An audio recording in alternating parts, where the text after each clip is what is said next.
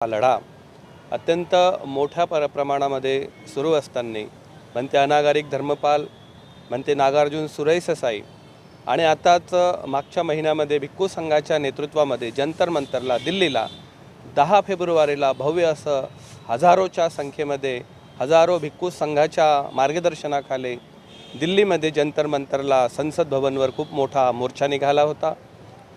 आजही त्याच पद्धतीनं संपूर्ण भारतातल्या प्रत्येक राज्यामध्ये बौद्ध लोक वेगवेगळ्या पद्धतीनं आपलं मत मांडत आहेत की महाबोधी महाविहार हे बौद्धांच्या ताब्यामध्ये असावं, कारण बौद्धांच्या ताब्यामध्ये महाबोधी महाविहार जर भेटलं तर बौद्ध धम्माच्या प्रचाराला प्रसाराला, बौद्ध लोकांच्या